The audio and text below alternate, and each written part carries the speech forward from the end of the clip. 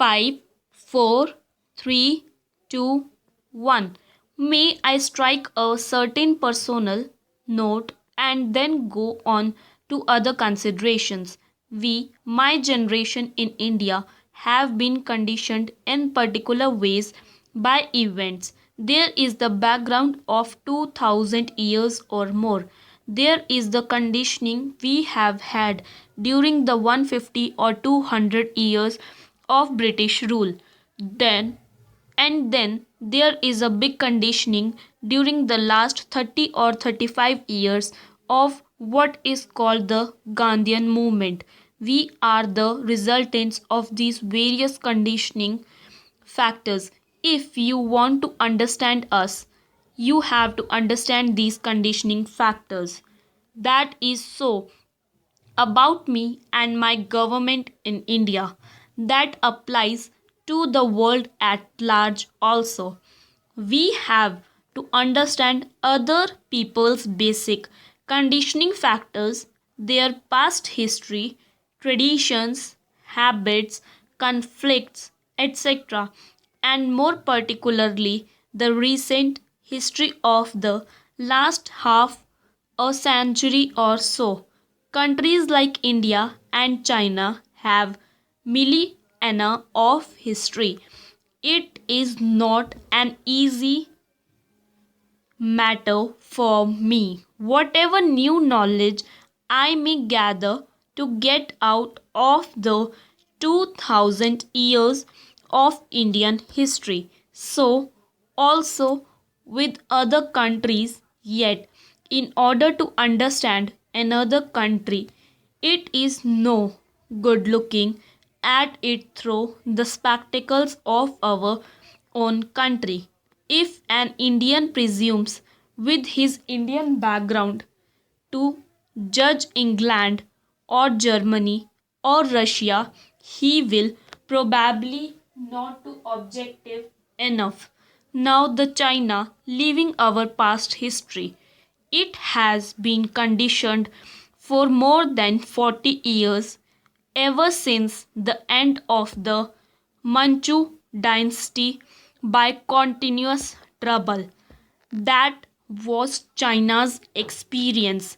Take the background of the present rulers of China. It is a background of struggle for the last 25 years. I remember, and some of you may also recall, the Long March in China. Quite apart from its merits, that Long March was a terrific feat. It meant being hunted, being harassed, with many people collapsing and some surviving. They often found a habitat in the mountains and in the caves and lived there for a number of years, organizing themselves. Then came the Japanese invention. They fought the Japanese invention that turned into a world war later. Imagine that, what a powerful determining influence these factors must have had on the people who took a part in a march of 8,000 miles, and whatever the system of government, which is a great relief after 2 generations of disorder. The second is their feeling of nationalism. They feel that their great country, which has been kicked and tossed about for generations, has become unified and strong and can stand up on its own feet and look to any other country in the face.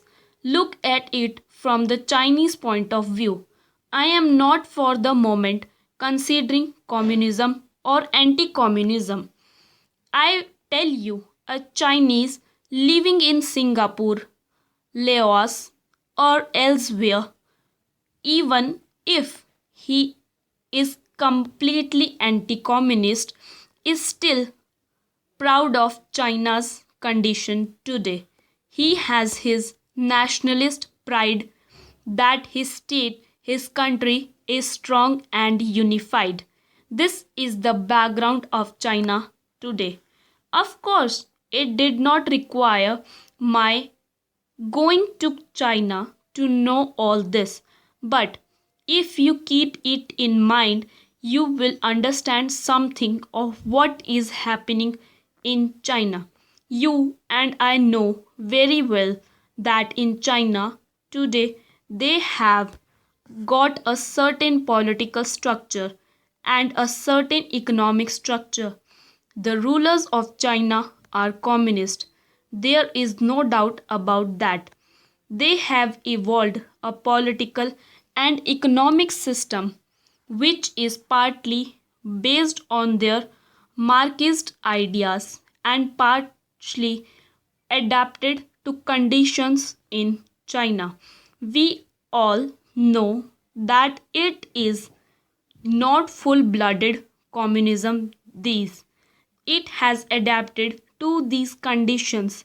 So now, if you ask me, is there freedom of the press there? With all respect, I shall say that question is rather unnecessary. The whole structure of government there is of a type which is completely different from parliamentary democracy, whether you can call it democracy or not. In another matter, they call it people's democracy. That is an argument which we need not go into. My point is that it is different. We know it. What results it yields, you can partially see now, and ultimately the future will show. It is future that will show whether the results achieved by the methods they pursue will be worthwhile or not, or have been worth the price paid for them. Each people, and especially these big chunks of humanity like India and China, with long records, as soon as they find freedom to function according to their wishes, are influenced by various external forces, industrial revolution, technological advancement, political ideas, and so on. But if we are worth our salt, we have to stand on our feet and function in accordance with our own thinking and conditioning of minds. I shall have little respect for India if it followed blindly the American pattern or the Russian pattern or the Chinese or the British. Then it would not be India but a pale imitation of somebody else.